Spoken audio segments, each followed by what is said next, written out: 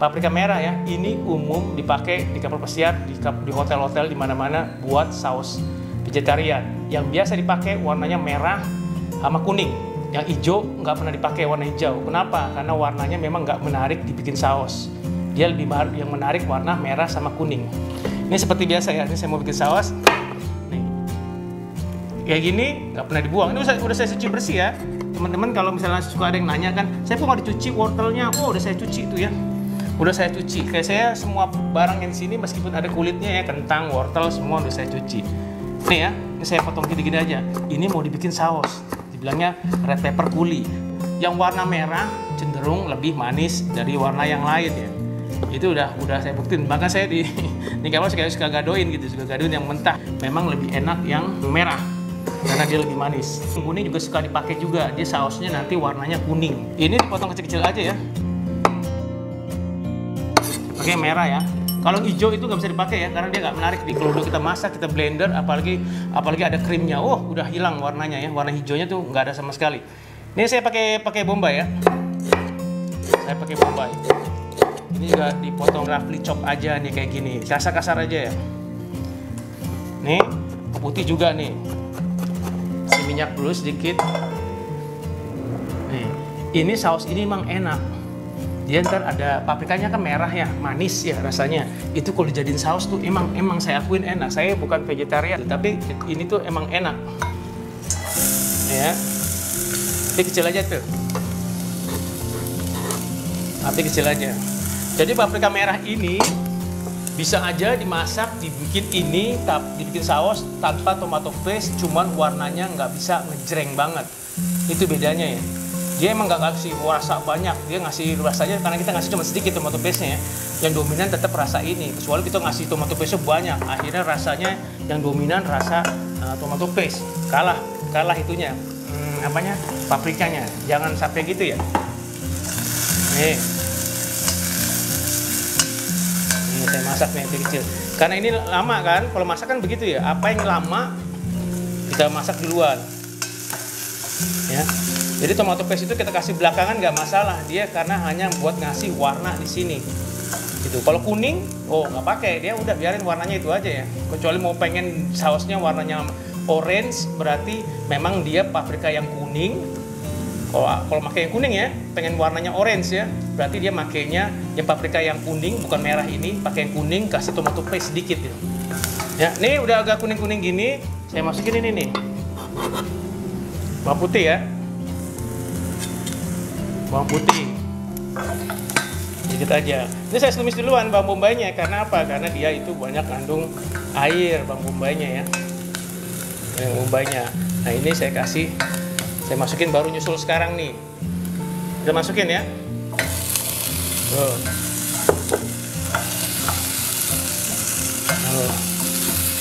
Masukin. Itu tambahin nih air nih. Ya, gak usah kayak kaldu ayam apa, nggak usah, ini air aja ya. Ini saya masukin garam ya. Terusnya buat umami, gurih-gurihnya saya nggak pakai MSG, saya pakainya karena makanan Eropa emang nggak pernah pakai MSG kan, yang natural aja. Saya pakai gula aja. Di sana juga makainya gula sedikit. Garam ketemu gula jadinya gurih. Ini merica, ya. Saya masukin merica tuh. Hitam. Itu kita masak aja sampai dia kental. Nih ya teman-teman ya, tomato paste-nya nih ya. Ini saya baru sendokin ya. Tomato paste-nya dia emang konsentrate ya. Dia di tomato paste itu ada tepungnya. Kalau di brown stock dia tugasnya buat ngasih warna, sausnya jadi gelap. Segala macam pizza itu semua pakai ini tapi nggak ditumis sampai gelap. Di sini sama, cemplungin aja. Ini tepung semolina. Dia datangnya pek-pekan, warnanya seperti ini. Dia mirip kayak potato powder ya. Ada mas potato powder kan ada ya, warnanya kuning-kuning begitu ya. Dia halus. Dia masaknya aslinya tuh cuman nih susu aja ya. Nih susu.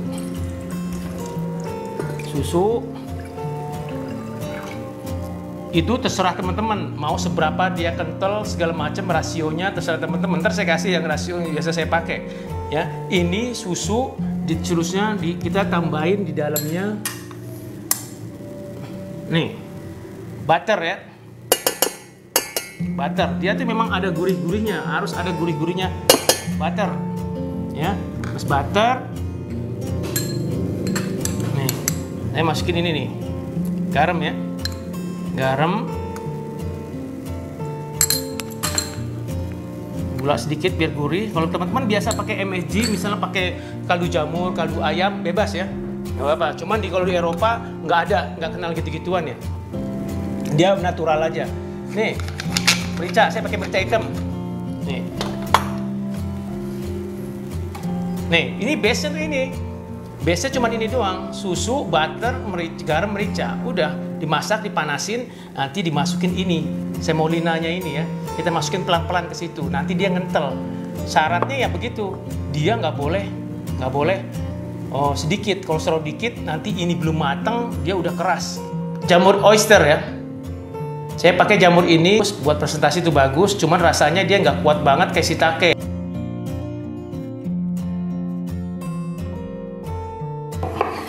Saya buat nih.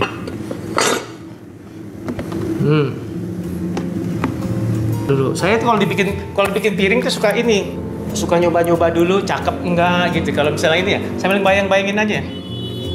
Nih. Nih ya. Nih, suka bayangin aja dulu. Nih, jadi ibaratnya cocok nggak gitu, 2 apa 3 gitu. Bebas ya masalah presentasi. Kadang-kadang kita namanya di restoran ya, kita bikin kan ibaratnya serah kita ya mau bikinnya gimana gitu ya. Kayak 3 aja cukup. Nih, saya bikin 3. Ini saya bikin 3 buat 3 biji buat garnishnya. Ini kita bikin buat saute mushroomnya. Jadi teman-teman mau pakai jamur apa aja boleh, tapi umumnya yang sering dipakai tuh jamur kancing biasa tuh kan, white mushroom itu. Nah itu pakai itu juga nggak apa-apa. Jadi saya ambil dulu yang 3 biji yang bagusnya nih buat hiasannya. Bakal kita tumis sebagai itu saute mushroomnya. Kalau udah masuk semolina kita udah nggak bisa masukin garam lagi, karena udah nggak bisa rata, udah susah kalau udah jadi adonan tuh nggak bisa rata. Lebih baik pas di sini seasoningnya ya. Nah, ini udah enak, udah. Ini kalau ini nggak perlu dirasain karena kita garaminya nanti pas kita udah blender jadiin saus itu kita rasain. Ini kita kasih minyak sedikit aja nih, ya.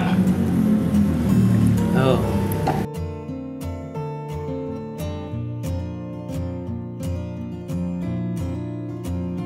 Biasa seperti biasa kasih garam, merica.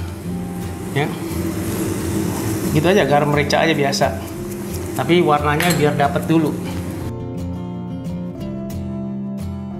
ya. Ini masih dimasak nih, ini masih lama nih ya. Nanti kita blender nih, ini kan baru satu sisi nih, nanti dia warnanya cakep. Garamnya kan belum berasa nih, ini ada garamnya.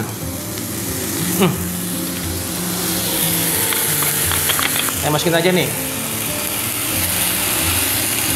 Ya. Jamur itu selalu menyerap minyak, boros minyak kayaknya. Ya. Tapi kalau nanti dia udah mateng, dia nyerap minyak. Tapi kalau dia udah mateng, minyak itu sama dia dikeluarin lagi. Ya, nih kasih lagi nih. Dia itu ntar ngeluarin minyak lagi. Yang kita masukin dia serap. Nanti pas dia udah mateng, minyaknya sama dia dikeluarin lagi, banjir lagi. Jadi kita malah bingung, banyak banget minyaknya. Padahal pas kita masak kesannya kurang. Ini memang harus mateng biar dapat warnanya yang bagus. Jamurnya. Tuh. Warnanya udah coklat-coklat gitu kan ya. Ini aja. Ini saya tunggu sampai dia warnanya cakep ya.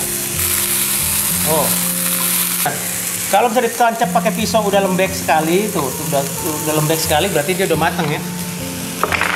Ini udah bisa diangkat. Ya. Kita lihat ntar mana yang bagus. Yang permukaannya yang warnanya bagus bakal ada di madep ke atas, madep ke tamunya ibaratnya. Ya. Ya, udah jadi 3 nih. Nah, ini buat garnishnya nih. Jadi saya nggak mau nambahin minyak, soalnya dia ntar keluar lagi minyaknya. Nah, dia belum dikasih garam nih, ini nih. Biasalah garam adalah dikit-dikit mah harus ada. merica,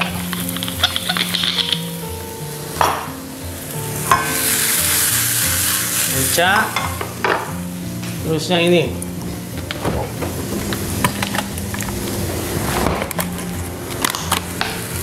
teman-teman ya. Nih, saya pakai thyme ya, daun thyme buat di sini ya. Ini saya pakai thyme ya, maksudnya biar dia bau thyme. Sekarang kita mau bikin semolinanya nih. Tuh, dia memang harus ada warna-warnanya gini.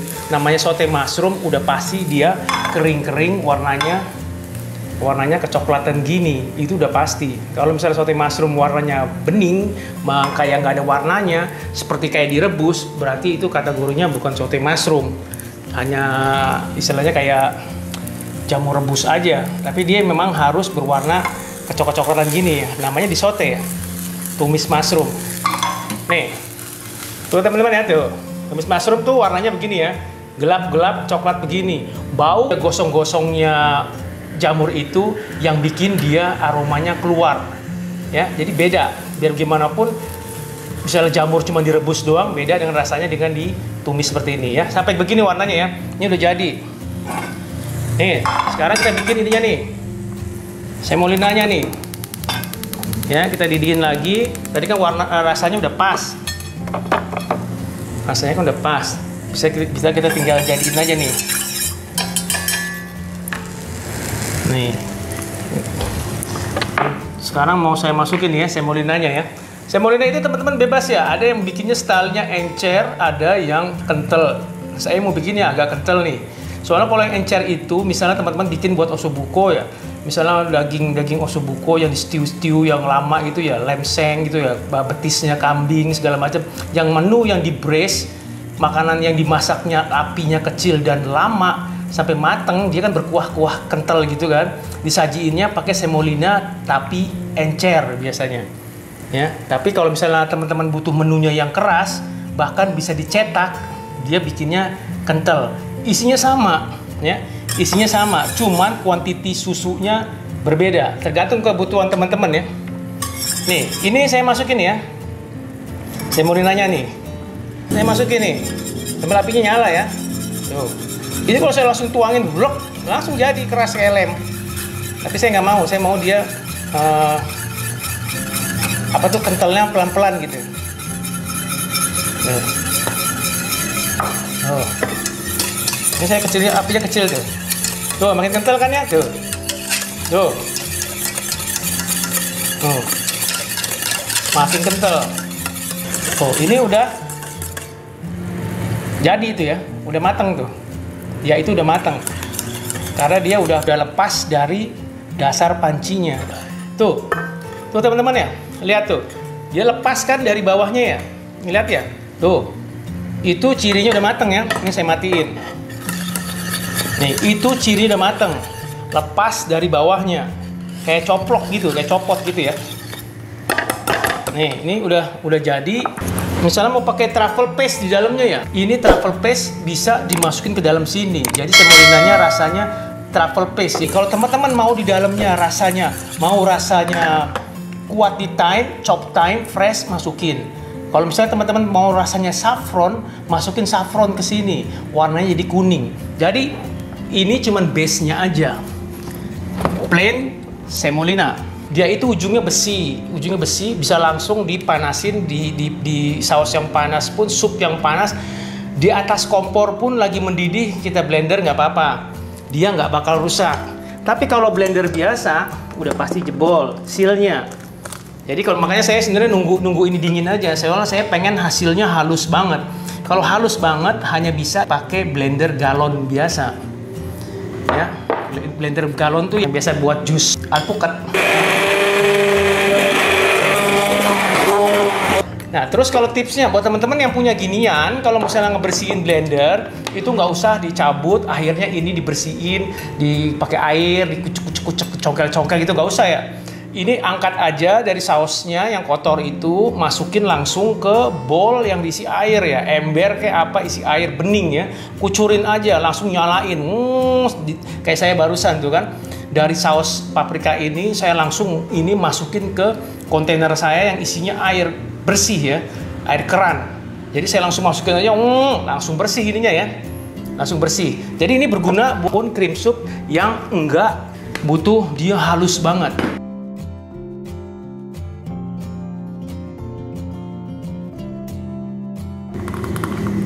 Nih ya, nih ini saus favoritnya teman-teman kita yang tamu-tamu yang vegetarian ya.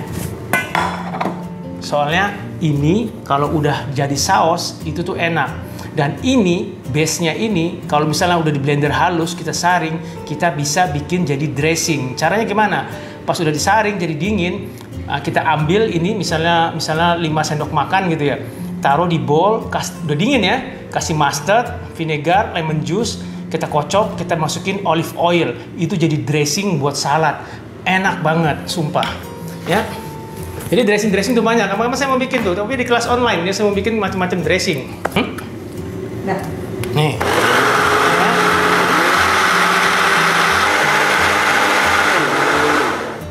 Nah, ini baru nih halus.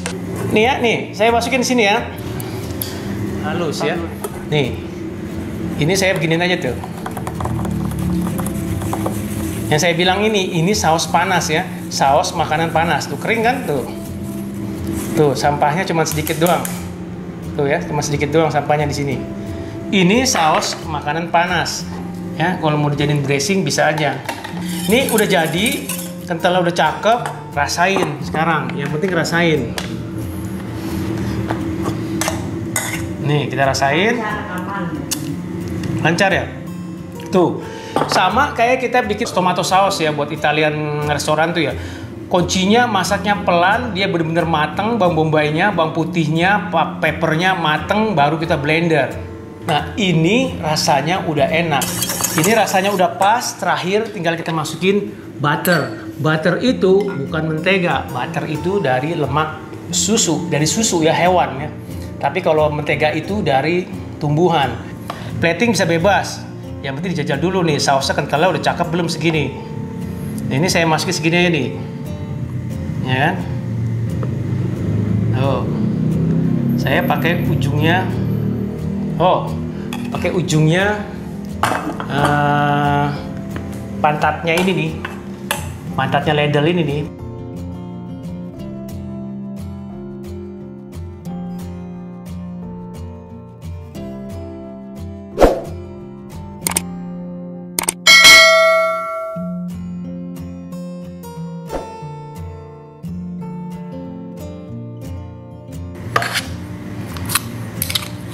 Nih, tuh. Nih. Dia nggak kayak mashed potato. Mashed potato lebih gampang dibikin. Kalau ini emang dia lebih susah. Ini tuh karbonya. Jadi kalau makanan dia tetap aja, biarpun makan sayur, dia harus ada karbohidratnya yang bikin dia kenyang. Apa? Kentang kayak apa? Semolina salah satunya ya. Ya, ini salah satu menu vegetarian, ya. Jadi lengkap. Di situ ada semolinanya, ada karbonya ya, karbohidratnya ada, sayurannya di situ ya, mushroom. Jadi dia nekeninnya di sini ke mushroomnya itu ya, sama semolinanya itu.